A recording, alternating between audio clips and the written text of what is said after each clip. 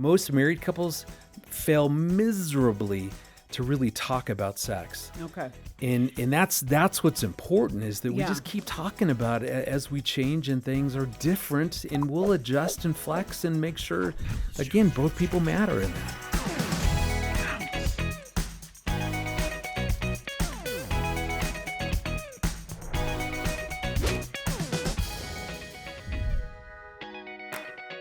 Well, friends, here we are for this week's culture segment. We have got a longstanding friend of the Boundless show here back. It's actually been a little bit of a hot minute. Yeah. I didn't know if I had offended you, Lisa, your audience. I don't know. I always tell you that, you're kind of on probation from time to time. It just depends on the topic. It Right. depends on the situation. I don't know. We'll see. You just forget about me, and then it's you're kind of sequestered. I don't see you.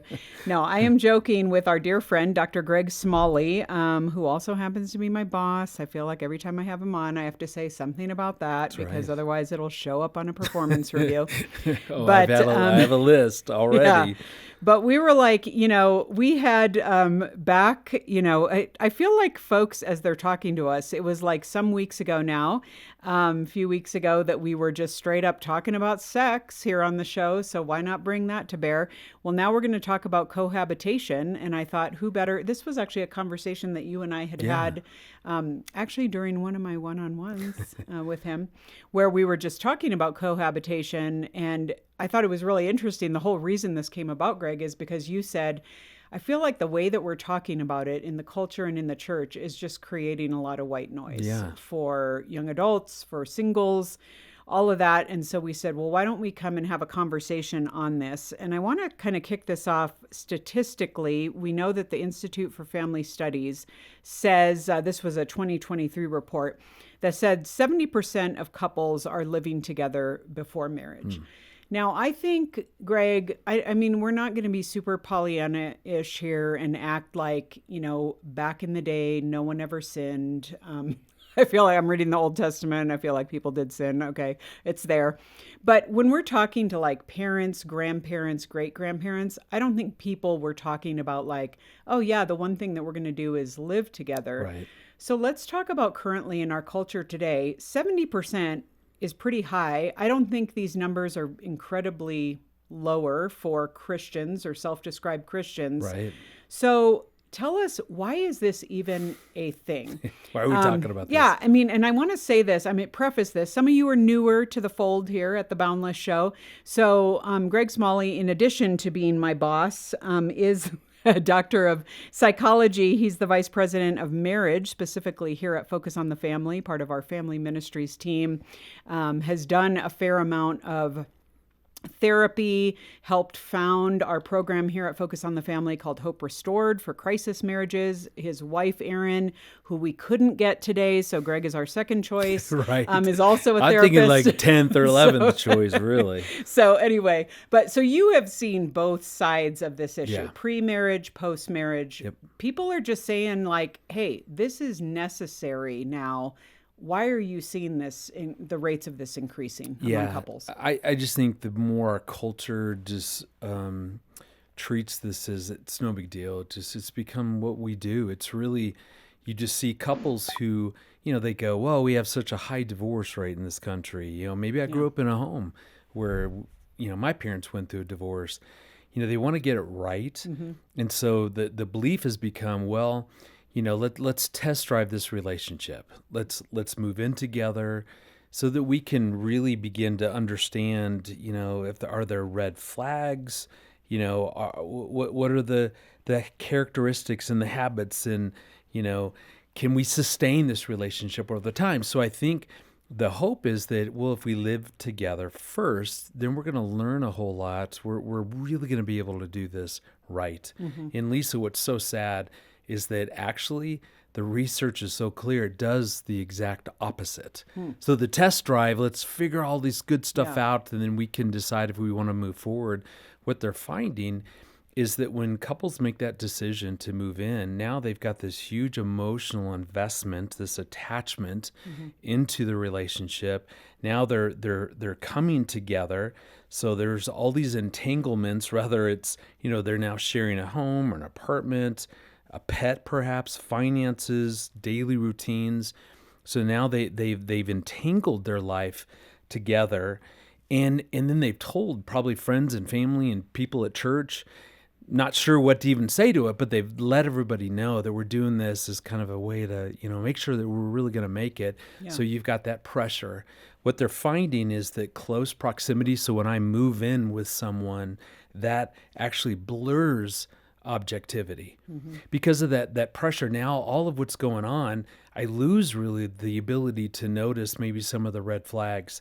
They did a study with couples who were living together, and they found there's this thing called the inertia effect, and that's the tendency for couples to stay in a relationship longer than they might have otherwise because of the practical entanglements that's created by that cohabitation. Yeah. And so it's sad because the thinking is, well, if we do this, it's really going to help us prepare. We're going to know a whole bunch of stuff. What they're actually finding is that you massively lose that objectivity, and there's this pressure. Now that we've taken this step, we really need to make this thing work. And now we're not even noticing maybe some of those bigger red flags around, poorly handled conflict or the communication issues, or even all the way to abuse. Yeah. And that specifically we talk about so often here at Boundless, because we're always trying to help people, our listeners, our readers, date better. Right. And so this idea that by living together, and if anything's going south, you're going to be kept in a bad relationship longer. Right. That is just really a thing. And it is almost taking away people's choice. I see this especially with women who feel like, if I just hang in there, this guy's my only option. Yeah. I don't want to have to start over again.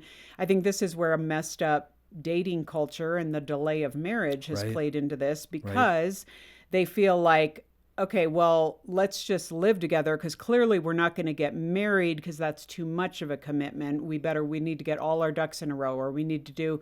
So it's like, when I think back again, grandparents, they were just like kind of getting it done. It was like, you're coming out of a war, or you're doing something. And it's like, of course, we're just going to get married.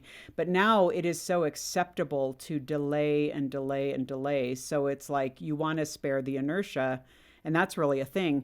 You also talk about something that I think is so fascinating, and it's kind of the transition that happens at engagement. Yeah. And you call it kind of the engagement dilemma, or it's been said it's the engagement dilemma. How does engagement kind of affect the psyche of a couple in thinking that, oh, this is more of a sure deal than maybe not? Yeah, it's interesting that for so many couples, and remember you talked about in the intro that even the way that we talk about cohabitation, I think, has become white noise, and people really aren't listening, because that engagement dilemma, really what that looks like is that now my relationship with this person is truly amazing. Like we really are meant to be together. We're going to have the best relationship.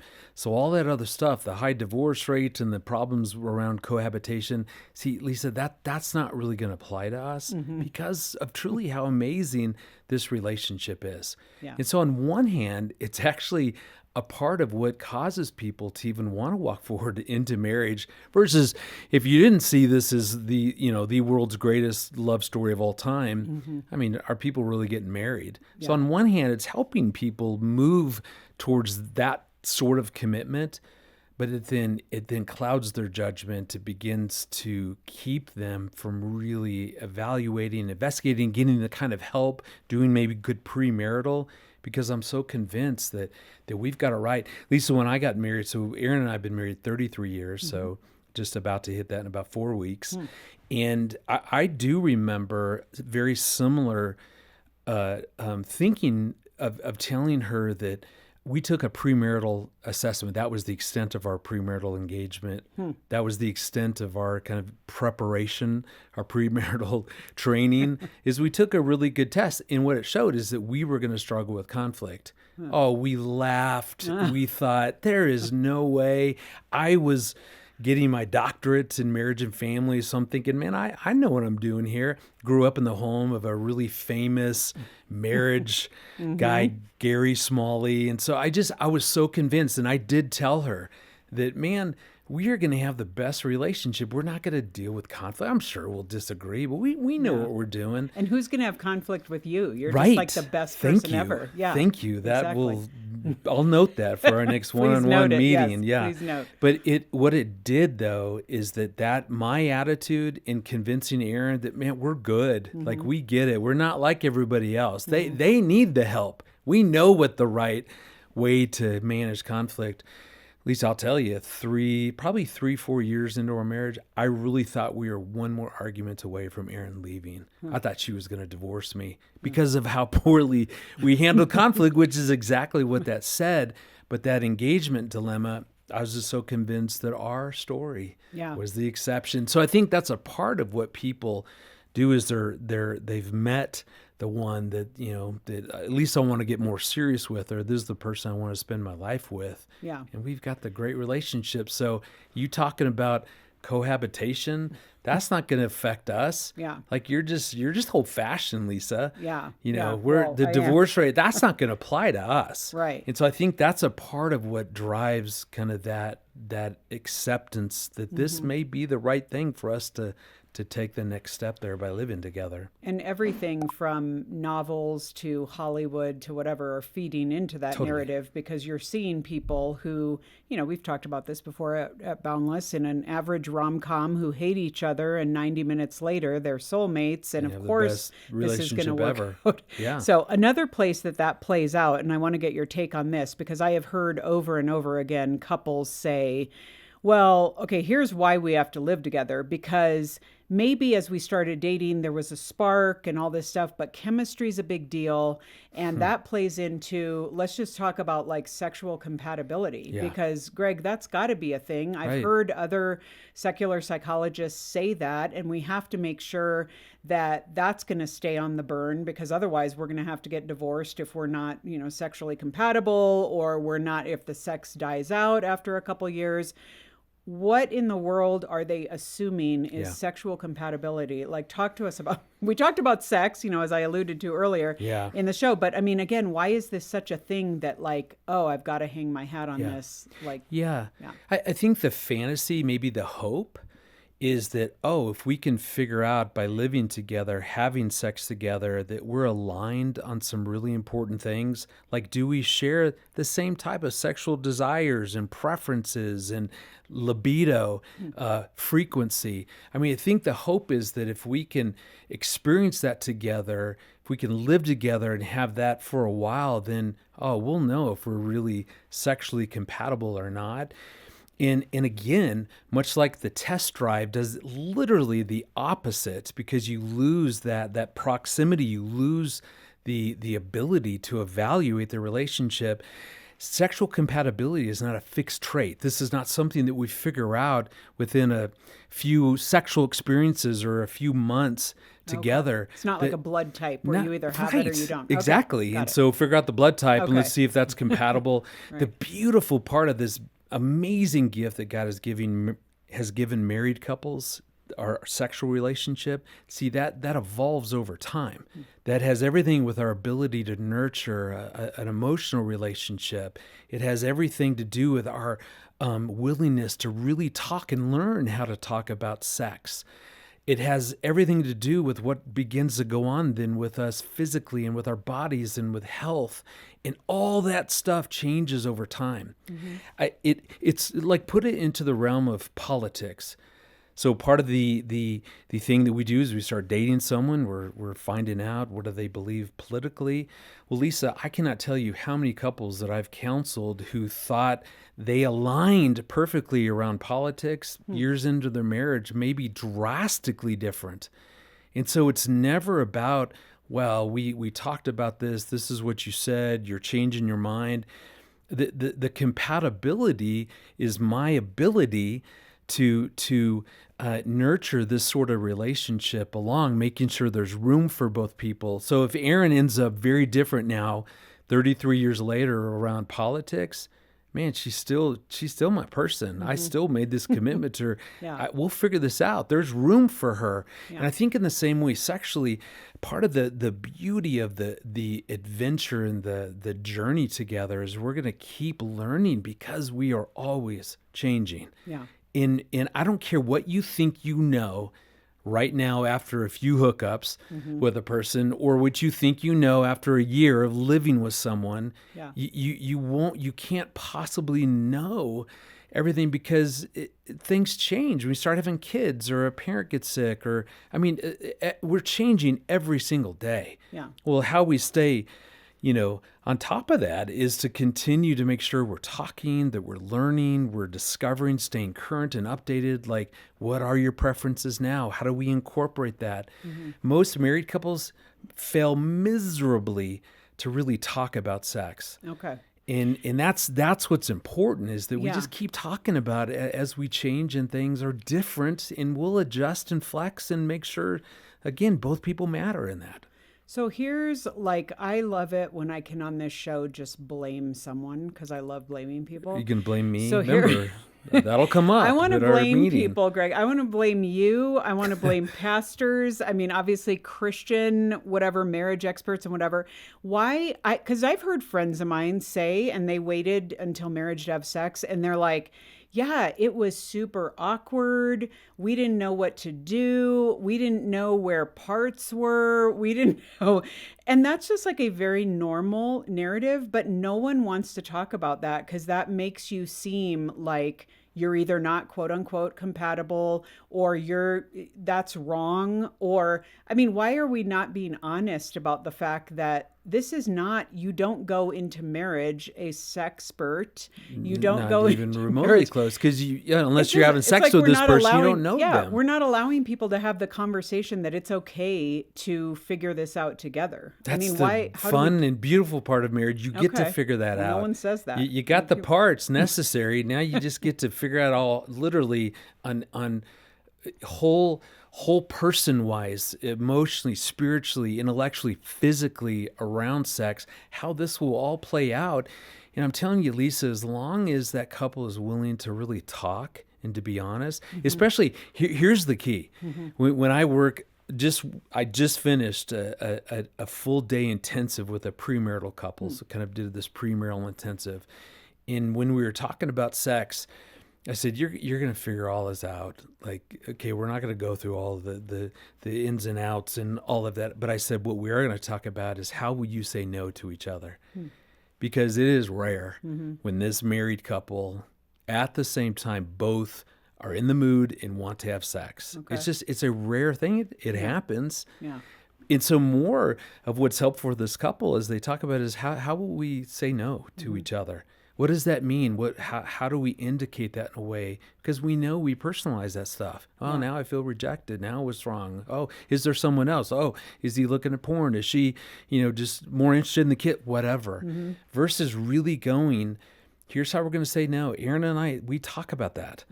And we talk about, hey, if one initiates and reaches out and the other person is not at that place, it's okay. Yeah. Room for both. We both matter. Okay. How will we then say no to each other? So even that sort of conversation has to take place. Yeah. And a lot of times we don't talk about that. Well, and it's so good. And I want to get into some of the more the practicalities of this and even the idea, like, how do we get a heart behind God's good plan for, why marriage is marriage and why it's distinctive. But as we finish out this week, and again, folks, come back next week because we're going to continue the conversation. Give us a little bit of gender-specific info, Greg, about why, going back to the why of cohabitation. Yeah. What's in it for guys? What's in it for women? What are they thinking when they decide, other than the generalities we've talked about, when they're thinking about why this is a good thing? Give us some of where they're coming from. Yeah, and you're right on. I think big difference. I think for guys, it boils down to a convenience and a practicality. Let's share living expenses. Let's reduce the logistical challenges of you live way over here and I live way over here. Let's spend more time together. So I think a lot of the She's thinking going to throw is something in the crock pot. right. He's hopeful for that. I just get home and dinner Yeah. will be right there Here it is. waiting for me. So I think there really is a convenience, kind of practical Yeah. part of that. Certainly I would say sex would probably factor into this, that Yeah, now, more accessible, all it's that. more Yeah. accessible, don't have to sneak around, hide, whatever. Yeah. But I also think that testing of the compatibility is a big thing Okay. for a lot of guys, is I really want to make sure that we're compatible on these different things that seem important to me. And I just want to begin to watch you and make sure that, you respond to me in the way that I'm hoping, and all those expectations that I'm bringing in. How do you line up with those? So I really do think for a guy, it's more the practical logistics and the test drive to make sure, because even I can say I get the heart there, is we don't want to be a statistic of divorce. I grew up in that, so we want to do this differently. So even if the heart's in the right place, it's still a horrible way to figure that out. I think for women, I think what's going on is, you'll have to correct me. I feel like, man, I'm speaking for all the women. I think it's two things that when I really think about this, I think there's the hope is that by moving in together, that we're going to deepen our connection. We're going to deepen our love for each other, our commitment, that in a lot of ways that this will encourage you to take then that next step of marriage. So I think for a lot of women, if we deepen all this by living together, this is really a pathway to marriage. And so I think the end in mind is, well, this will just help us get to a better pathway to get married. Yeah. And again, I think that it doesn't work out that way. Like you talked about those statistics, you said that 70 some percent are living together. Well, only about 50% of those couples over a 6-year span who live together will ever make it to the altar. They're going to break up. So half are going to break up. Only 33% of the couples in a longer term cohabitation will ever even make it to the altar. And that those who do, compared to those who never lived together, have a 50% higher chance of getting divorced. Wow. I mean, that's significant. Yeah, that is. Okay, folks. Well, we are going to continue this conversation next week. I do want to let you know that when we start this conversation next week, Greg had told me a really great story about speaking at a conference, and a guy who came up to talk to him about dude, I've heard all the arguments. I think they're lame, whatever. You got to give me something better than this. And Greg had the opportunity to talk to him. So come back next week and you're going to hear the story behind that as well. So Greg, thank you so much. This is a good conversation. My pleasure. Excited to continue Love it. always doing this with you. Greg, thanks again. Thank you.